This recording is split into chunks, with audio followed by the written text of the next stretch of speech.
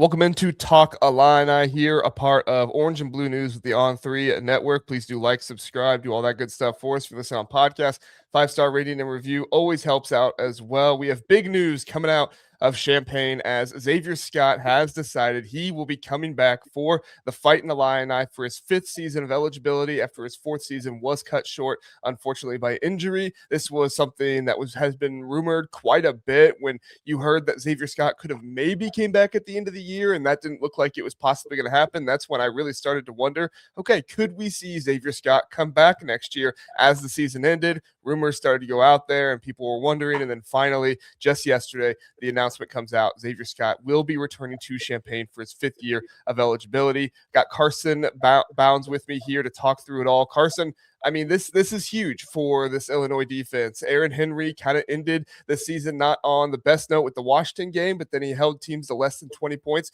per average the 5 last games of the season, and actually held Tennessee to one of their lowest yardage outputs. I think it might have been their lowest total yardage output of the season. So Aaron Henry coming out of the season with a little bit more of a better reputation among fans than maybe he had at one point during the season, and now a very good reputation as he's bringing back Juice Clarke, Xavier Scott, Miles Scott as well. Let's talk primarily about Xavier Scott. What does this addition, this return of Xavier Scott to the defense and to the secondary mean for Illinois next season?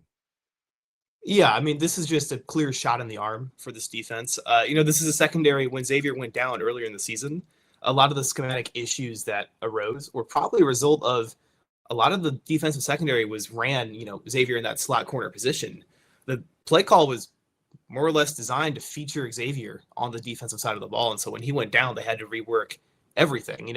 It's hard to throw a second stringer in to a featured role that a projected, at worst middle round NFL draft pick was running prior. So getting him back, I think adds a level of versatility to the secondary that we're missing in the middle and latter parts of the year. Towards the end of the year, like you mentioned, the kids that were playing, the Macrosetiches of the world, the Tanner Heckels of the world, they started to get into the rhythm of things, and they probably did find themselves a little bit as far as, building confidence and playing better. But middle of the season was rough, and getting Xavier back allows them to do so much more. He's primarily a slot corner, but he's got, he could be a boundary out on the outside. He could be, strictly an inside. Heck, if they need him to play free safety, they had him play the Kansas game a few years back. They had him play some safety early on. Like, he could play every position in the secondary outside of maybe strong safety. And so, he brings a level of versatility now where you're kind of backfilling maybe a few depth spots in the secondary, but you don't have to go and approach a full rebuild in secondary like, we're seeing with the defensive line and partially the linebackers room right now. Yeah, no, that is very true. And Xavier Scott is going to be a huge addition for the secondary. I never really thought it was, the best situation, obviously, for Tanner Heckel to be thrown into. It was pretty obvious that Tanner Heckel wasn't Xavier Scott, but Xavier Scott is also a future NFL player. And so comparing him to that was never really all that fair. Just a true sophomore last season. This is going to allow him to have some more time to develop and kind of know the defense and get ready. And who knows, we could see him this season. That's really kind of the next part I want to go to with this, Carson, is what does the secondary look like next season? So obviously Xavier Scott played a lot in the slot this year, but with him coming back, he was labeled kind of a 4th, 5th round draft pick, coming out of the season. But when you move to the outside, you could improve your draft stock a little bit more. I still think that Xavier Scott is probably going to be a slot corner at the next level. But if you show that versatility to move outside, the versatility at safety, as you mentioned as well, that's only going to make him more valuable, could get him up into the day 2, 2nd, 3rd round range, possibly. What do you think Illinois is going to do with Xavier Scott next season? And obviously with guys like Juice Clarke and Miles Scott coming back as well, losing guys like Torrey Cox Jr., what do you think the secondary is going to look like next year? Yeah, my assumption is they're going to try to put him in the best spot to improve his draft stock, right? He doesn't come back if he doesn't think he can improve the feedback he got. We're assuming if he had gotten 2nd or 3rd round feedback, I would be shocked if he came back here. So he probably was, 4th, 5th, 6th round in that range. They haven't released it yet. I don't know if we'll hear that. Maybe there'll be a tidbit from Coach Bielema after he gets drafted a year from now. But, they're going to put him in a position to improve his stock. And we've seen what he can do as a corner. He's very effective. He's, great as a nickel. But I think teams are going to want to see more of, what can he do as a boundary corner. Devin Witherspoon is a good example of this, another guy from Illinois. He primarily plays that like nickel role in the NFL, and he's, been a Pro Bowler every year since he got drafted because of how good he was at it. But, at Illinois, they ran him as a boundary as well. They let him man up and play all over the secondary during his breakout season. And I would be shocked if Illinois doesn't try to run something that complements, what he needs to get on film and what he's good at. But then also, it's going to be dictated by personnel. What is everybody else good at? They're bringing in a kid, Deuce Fillmore from Georgia State. He's a talented, I think, probably free safety. Could maybe play some corner, maybe have some slot versatility as well. He's a rotational guy, and if he ends up being like, a starting quality guy, that might shore up your free safety spot entirely, and then you wouldn't have to worry, and you could just run Xavier whatever outside position you want.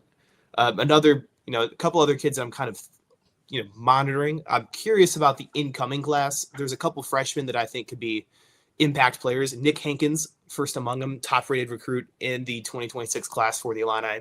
He's a corner. I think he could play outside. I think he could play nickel. He could honestly probably even bulk up and play like a strong safety, be the Matt Bailey replacement or play free safety. He's probably an outside corner. I think his speed and physicality match that skill set. And also, he's a kid, I think he excels in man coverages. So I think Coach Henry would love to get back to running a little more man than he has in the previous couple seasons. I think that complement the defense well with the personnel they currently have and the guys they're bringing in. Yeah, totally. I like the freshman class that they're bringing in, and then you add in guys like, I already mentioned him a couple times already, but Juice Clarke and Miles Scott coming back as well. That other boundary corner out there, if Xavier Scott does move to the outside, is going to be something we're watching in the offseason to kind of see what happens there as well. But, in due time, we'll figure out more. It's going to be very interesting to see what this defense looks like, especially in the secondary next year. They're bringing in a number of defensive linemen as well, so see how that stuff kind of shakes out. Get some more depth in there. Hopefully there's some more time to do that here at the end of the transfer portal. But the transfer portal does close tonight at midnight. Now, you just have to get your paperwork in. You can possibly still enter into the transfer portal because schools have 48 hours. But I would think that, we would probably be hearing about something if there's somebody else to get into the portal or anything like that. So moving away from the portal, though, Carson, we do have Junior Day coming up with some guys coming on campus. You wrote an article over at Orange and Blue News about it. Obviously, if you want to get all of the insight, go over there to Orange and Blue News with the On3 network to get all of that information. But Carson, give us some of the highlights of some of the guys you want to maybe highlight and mention that are coming in for Junior Day. Yeah, of course. Also, a special shout out to Doug Buchon and Greg Smith, On3 national Midwest analyst. Both of them kind of collaborated with me on this, and we've been going back and forth as far as building out the visitor list. So want to make sure I give them their proper credit here as well. But, the headliner, obviously, Kamden Lopati, 4-star Illinois quarterback commit, 2027 class. And, he hails from Utah. This is the first time they've gotten him back on campus since he visited for the Ohio State game back in the fall. And this is a kid, if they could pick one guy that they could just lock in right now and not have to worry about, they only have one commit, but he would be the pick whether they had one commit or 20 commits. He's, borderline top 100 player right now. He made the All-American Bowl, the Under Armour All-American Bowl as a true junior this year and played pretty well in the game. He did have a fumble, but that was off of a weird kind of backwards tackle where his teammates had a screen into him and he fumbled because his teammate hit him. But, fluky play. But, as a whole, this is a kid. He's All-American as a high school junior, committed to Illinois already. He committed to Illinois over Oregon originally, was a prior Utah commit. Now we're seeing schools, Tennessee, Michigan, coming in, trying to, get a little action there. And as of right now, he's still fully locked in with Illinois, so much so that he's playing the primary recruiter role this weekend as they're hosting other big names that he would love to see him join him in the class. First among them, Jack Brown, Francis Howell Central, Missouri, tight end, another 4-star, top 150 player in the class. He's a kid, reports have said that his family grew up, his dad went to Illinois. He's likely an Illinois fan. I know he's a big Bears fan, so he likes Illinois sports as a whole. But he's also a kid. Missouri's been recruiting him very well. Greg Smith, Rivals On3 national analyst, recently put in a crystal ball for Missouri, though it's not a done deal as I'm told. But, Illinois, Missouri, maybe Kansas State, those are going to be the schools you'd have to watch for Brown here. And Illinois is hoping that they can make a move up in this recruitment this weekend. And, for Brown, he's a tight end that can both block and catch, and that's kind of rare in today's game. And so if you're Kamden Lopati, this is a kid, priority 1A. You need to be recruiting, doing some peer-on-peer recruiting. This could be the best tight end prospect Illinois has landed in the Bielema era, I'd say. Some other kids that are worth mentioning that are also very important to this class. Braden Parks, defensive lineman out of Brother Rice in Chicago.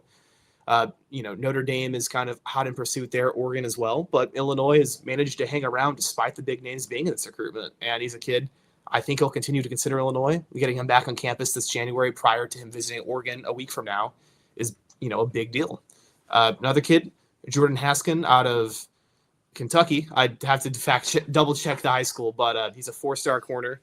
Talented kid again. He's kind of a riser. He's gotten a handful of offers here in the last few weeks, and Illinois, chief among them, they're very excited to get him on campus. Most of the visitors this weekend are going to be in-staters, but there's a couple out-of-stater highlights, including Lopati and Haskins, that are worth mentioning. And lastly, I want to do a couple kind of quick hitters, guys that I'm monitoring that are visiting this weekend. I don't have offers yet, but I would expect to leave with offers. One is Lawrence Carr, a wide receiver out of Chicago Kenwood, and a second one is Daryl Madison, a safety out of Chicago Morgan Park. Illinois has done a good job recruiting the Chicago public schools over the last handful of years. They've landed some, they've lost some recruits as well. Malik Elzy at the time was a massive win out of Simeon, and they've done a good job since. Nasir Rankin coming in out of Morgan Park is probably one of their largest recruiting wins in the Bielema era. So, continuing to build that pipeline at Morgan Park with, a kid like Madison would be a sign of positive progress as well. So I'm monitoring those two. I very much would be shocked if they don't leave with an Illinois offer this weekend. Sometimes when you bring in guys like that and an offer could be expected or highly likable or likely that it could happen, sometimes guys, get consumed with it and, maybe sometimes commit on the spot. Is there a possibility that either of those two guys or anybody else that could be looking at a possible offer this weekend might be on commitment watch or anything? I wouldn't say Madison. He's got a slew of offers, Ole Miss, Iowa, Vandy, Kansas State. I would not expect him to commit on the spot. Carr, I don't know as much about his recruitment. I think he has a handful of smaller offers. I believe he also has some interest from some SEC and Big Ten programs. I don't expect either of the new offers to commit if they were to be offered. No, but certainly getting them on campus for junior day shows that Illinois is prioritizing them in their top 10 to 20 kids in their target board. So certainly they're going to be a priority for the Illini if they receive an offer at junior day. I think that's, that'd signify where they stand compared to other prospects moving forward.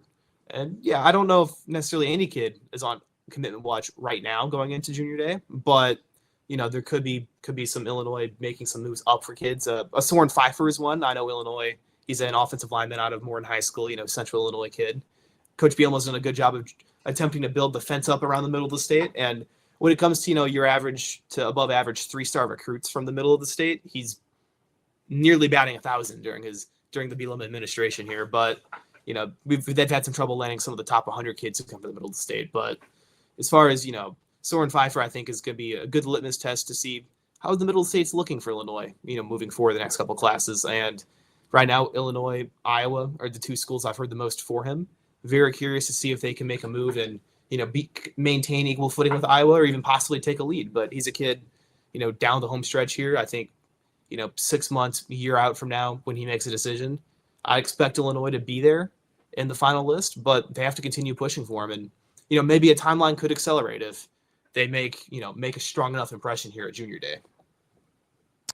We will see. Yeah, very interesting stuff there with Madison. If he has a whole bunch of offers like that, really shows that he does value Illinois coming in and getting that offer too. Sometimes when guys have a whole bunch of offers like that, they get satisfied and then they don't really go out to as many other places. So maybe he's not on commitment watch, like you said, but he is at the very least very interested and does want to get that Illinois offer, which is huge for Illinois. And like you said, they just keep pushing, keep trying to get these guys, stay in the fold, and then you never know what can happen, whether it's at the end end of the recruitment, or who knows, on on the commitment day, things go down to the wire so often nowadays in recruiting. So you could see some of that too. So, all right, great info here from Carson. Thank you for being here.